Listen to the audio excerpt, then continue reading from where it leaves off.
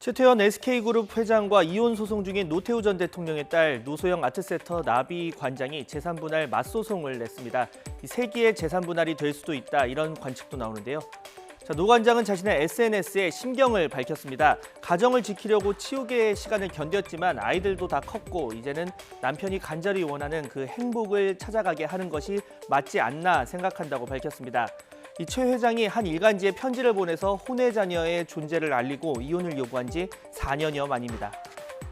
이혼의 귀책 사유 분명 최 회장에 더 많이 있습니다. 요구하는 위자료는 3억 원 정도로 전체 재산에 비하면 크지 않은 규모인데요. 다만 최 회장이 가지고 있는 SK 지주회사 주식의 42.29%를 요구한 것으로 알려졌습니다.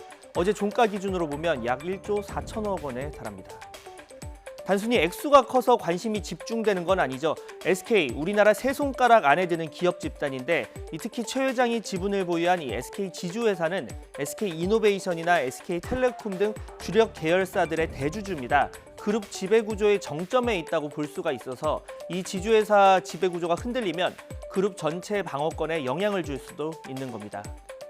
이혼 시에 분할 대상이 되는 재산, 부부가 결혼하고 나서 함께 일군 공동재산에 한정이 됩니다. 앞서 이부진 신라호텔 사장과 또 이무재 전 삼성전기 고문의 이혼 소송에서 임 고문 측이 1조 2천억 원의 재산 분할을 요구했지만 재판부는 141억 원만을 인정했습니다. 대부분 재산이 이건희 회장으로부터 물려받은 상속 재산이어서 부부가 함께 만들었다고 보기는 어렵다는 거죠.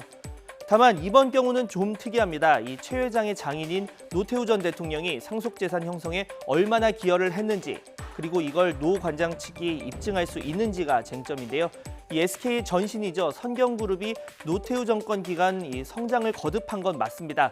1986년 재계 10위에서 이 노태우 정권이 김영삼 정권으로 바뀐 1993년 재계 5위까지 올랐으니까요.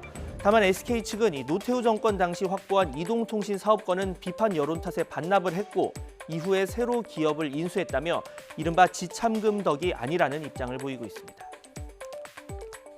그러니까 최태원 회장 입장으로서는 SK의 성장에 있어서 노소영 관장, 조금 더 직접적으로는 노태우 전 대통령이 어떤 관여가 있는지를 소송 과정에 있어가지고 계속 드러나는 것들이 굉장히 부담스러울 수가 있습니다. 핵심적인 논란과 쟁점들이 발생할 가능성이 매우 높습니다. 예.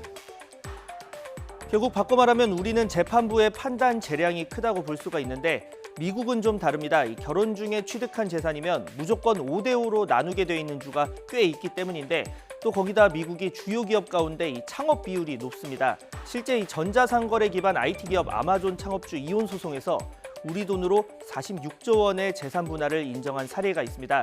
단숨에 세계 22위 부자가 됐는데 사실 재산에 대한 부부 기여폭을 무자르듯 자르기 쉽지 않은 만큼 해석의 여지를 남기기보다 폭넓게 적용하는 겁니다. 다시 경영권 이야기로 돌아와 보겠습니다.